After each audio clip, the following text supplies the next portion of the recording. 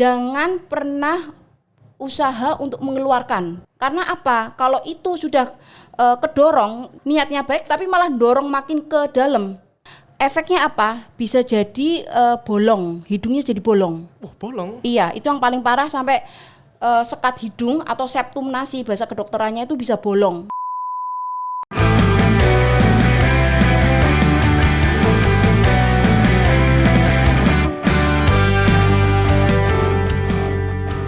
Halo semuanya, kembali lagi bersama saya Vian Hidayat. Tentunya saja di podcast kesayangan kita, podcast Klinik Arda, sehat untuk semua. Gimana nih kabarnya teman-teman sobat saya semua di sana? Semoga baik-baik saja kan dimanapun dan kapanpun Anda berada dalam menonton video podcast kali ini. Oke, namun sebelumnya dalam sesi podcast pada kali ini, ada yang tahu nggak kita akan membahas apa hari ini? Tanpa basa-basi, kita langsung saja ya. Kita akan membahas ke topik yang sangat dinanti-nanti dan paling populer di Klinik Arda. Siapa itu? Tentu saja bersama dokter spesialis THT bersama Dr. Lulu Irlina. Selamat siang, dokter. Selamat siang. Gimana nih kabarnya, dokter? Alhamdulillah baik. Oke. Dok, sebelum kita mulai ke topik yang seru ini, mungkin bisa dong diperkenalkan dulu profilnya seperti apa? Oke, ke siap. teman-teman sahabat semua di sini. Halo, perkenalkan saya Dr. Lulu Irlina, SP THT PKL. Jadi THT PKL itu kepanjangan dari telinga, hidung, tenggorok, bedah, kepala, leher. Saya berpraktek THT di Klinik Arda setiap hari. Oke, setiap hari ya dokter. Jadi singkatnya dokter ini adalah spesialis telinga, hidung, dan tenggorokan ya. Iya. Ya. Oke. Dan di Klinik Arda aja ya. Makanya kesini ya. Nanti bisa ketemu dengan dokter Lulu Irlina ini ya. Oke. Oke, kita hari ini akan membahas sebuah topik yang cukup dibilang cukup Sering sering dilakukan oleh anak-anak nih ya dok. Iya, ya. sering. Bahkan tidak memungkinkan si dewasa juga melakukan hal ini ya. Jarang sih, lebih sih. ini anak kecil. Anak kecil Iya. ya. Umur berapa nih kalau ini? Jadi biasanya benda asing yang masuk di dalam hidung itu biasanya terjadi pada anak usia 2-4 tahun. Itu yang paling banyak. Jadi anak kecil ya. Iya. Kenapa nih pada anak kecil umur 2-4 tahun? Karena kalau secara psikologinya anak umur 2-4 tahun itu daya ingin tahunya, rasa ingin tahunya itu sangat besar. Sehingga dia pasti akan penasaran memasukkan segala sesuatu ke dalam hidung atau biasanya telinga. Gitu. Jadi ini peran penting bagi orang tua untuk edukasi ke anaknya untuk tidak memasukkan mainan atau segala sesuatu ke dalam hidung atau telinga gitu. Oke. Cukup agak menarik ini. Kenapa sih benda asing ini bisa ke hidung anak ya? Terus selama ini dok, selama praktek di klinik ada berapa sering nih kasus benda asing di hidung anak itu terjadi? Sering banget, dan biasanya yang paling sering itu ini mute. Mute? Iya, mute. Mungkin bisa jelaskan. Mutiara yang biasanya di kalung itu yang bulat itu biasanya seringnya itu mute atau batu baterai. Hah, batu baterai? Batu baterai yang ukurannya kecil, batu baterai jam. Oh, yang jam yang bulat kecil. Bulat kecil? Iya, Sama saya juga pernah kasus ini beberapa kali karet gelang. Kucir, masuk iya. ke hidung. Iya, gitu. Gitu. Aneh-aneh. Aneh sekali Iya, ya. memang. Ternyata benda-benda ini bisa ya terjadi di hidung anak ya. Oh iya, banyak, dan biasanya anak itu kalau udah memasukkan sesuatu ke dalam hidungnya, mereka nggak ngomong sama orang tuanya. Malah mereka semakin penasaran. Jadi malah tangannya semakin dimasukkan ke dalam hidung. Gini ya. Iya, penasaran. Ini kok nggak bisa keluar, sama dia niatnya mau dikeluarin tapi malah cenderung untuk malah semakin didorong masuk ke dalam. Gitu. Terus nih, kalau kita sebagai orang tua nih, kalau ada nggak sih gejala atau tanda si anak ini tuh memasukkan bendanya di hidung? Nah, jadi kalau ada benda asing di dalam hidung, ini pertanyaan bagus ya. Jadi kalau ada benda asing di dalam hidung, biasanya anak cenderung untuk tidak ngomong ke orang tua karena takut. Ya, yang pertama takut. Jadi dia diem-diem aja. Nah, ciri-cirinya bagaimana nih orang tua kalau biar tahu ini ada benda asing enggak di dalam hidungnya atau ini pilek biasa. Jadi ciri-cirinya adalah kalau dia pilek biasanya lendir di hidungnya atau umbelnya itu di kedua sisi. Tapi kalau di benda asing itu biasanya pilek hanya di satu sisi. Karena kan dia karena dia kan masukin benda asingnya cuma di satu sisi, hidung kiri atau kanan. Iya, jadi yang ada benda asingnya itu yang pasti bumpet, ada umbelnya, ingus dan bau biasanya satu sisi, itu khasnya pada benda asing. Kalau pilek biasa itu umbelnya kiri kanan. Gitu. Ya. Berarti ini kalau misalnya nih, kalau ada benda asing di hidung itu jika dibiarkan itu apakah berbahaya ya? Jelas berbahaya, apalagi kalau batu baterai. Batu baterai itu dalam waktu 1 jam, kurang lebih dari 1 jam itu sudah harus bisa dievakuasi. 1 jam? Iya, karena kan korosif. Iya, batu baterai itu kalau dia kena air, kena cairan atau di dalam hidung kita kan ada umbel ya, itu kena cairan itu dia bisa mengeluarkan yaitu si bahan korosifnya. Efeknya apa? Bisa jadi bolong, hidungnya jadi bolong. Bolong? Iya, itu yang paling parah sampai sekat hidung atau septum nasi bahasa kedokterannya itu bisa bolong karena korosif itu. Bolong ya? Iya, jadi harus cepat kalau batu baterai. Itu yang batu baterai, ya itu kan bahayanya itu. Kalau yang misalkan mute atau karet itu itu juga termasuk kegawatan di bidang THT. Kenapa? Karena hidung itu adalah saluran nafas. Nah, jadi kalau sampai benda asing itu dia kedorong masuk sampai dalam, dia bisa masuk ke saluran nafas. Efeknya apa? Kalau sampai ke saluran nafas, jadi di leher kita itu ada pipa nafas namanya trakea. Trakea itu kalau kita lihat ukurannya kurang lebih kayak sedotan. Itu kan kecil ya. Misalkan ada benda asing kacang atau mute di dalam hidungnya dia, si anak itu, terus masuk ke tenggorokan. Bayangkan si saluran nafas itu dia ukurannya sedotan. Itu si kacangnya misalkan blek masuk ke itu dalam hitungan detik anak bisa nggak bisa nafas. Gitu, hitungan detik. Jadi makanya kenapa benda asing di hidung atau di mulut itu sesuatu yang gawat darurat di bidang THT. Beda kalau di telinga. Kalau di telinga ada benda asing, nggak diambil pun gampangannya ya tidak cepat, aman karena di telinga itu ada gendang telinga. Jadi aman. Benda asing itu dia nggak akan masuk sampai dalam karena ada gendang telinga. Masih ada kayak pelindungnya sementara. Iya, betul. Kalau hidung dan mulut harus segera ke THT. Terus kalau misalnya nih kan terkadang kan orang tua itu panik kan kalau mengetahui si anak itu memasukkan di hidungnya ini. Terus apa yang tidak boleh dilakukan orang tua saat mengetahui si anaknya itu memasukkan ini? Siap. Ini juga pertanyaan yang bagus. Ini edukasi banget ini untuk orang tua. Jadi kalau ada benda asing di dalam hidung anak, kan nanti untuk ngeceknya bisa pakai senter apa aja di rumah, pakai senter atau pakai senter yang di HP, bisa dilihat di dalam hidungnya. Oh iya, ini ada benda asing.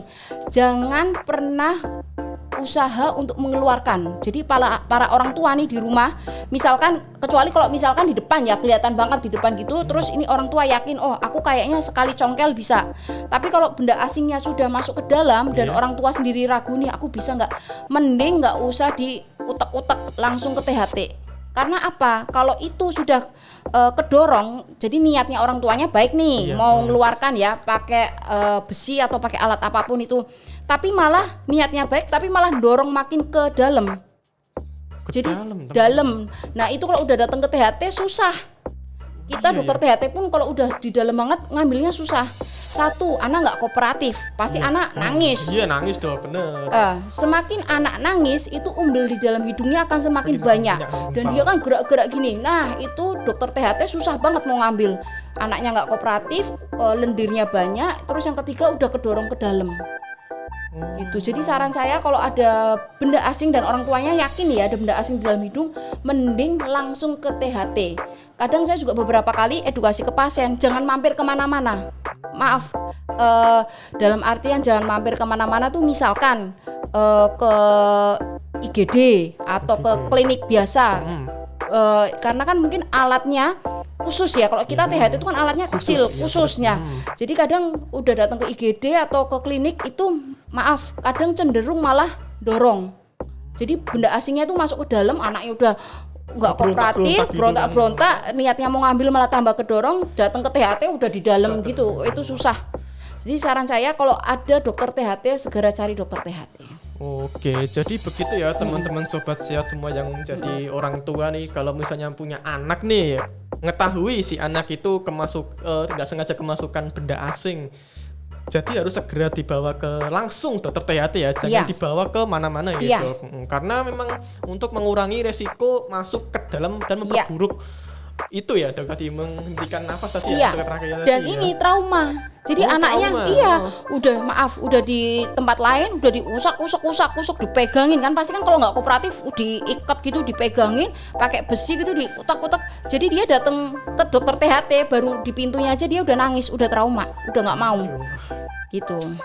Suka ngeri ya tadi, kejadiannya kan dipegang kepala gitu kan. Ampun. Jadi mencegah dia trauma, kalau bisa jangan terlalu banyak pindah tempat, langsung ke THT. Gitu ya teman-teman. Jadi langsung ke THT, dokter spesialis THT. Salah satunya di klinik ada ya ternyata saja ya. Oke. Jangan di lain, di sini klinik ada aja. Oke. Terus dok, terus prosesnya itu gimana sih dok kalau mengeluarkan benda asing di hidung itu? Jadi itu intinya, satu tadi anak kecil itu kan lubang hidungnya kecil. Nah, lubang hidungnya kecil, anaknya nangis nggak kooperatif. Jadi kalau anak nangis itu lubang hidungnya akan semakin nyempit.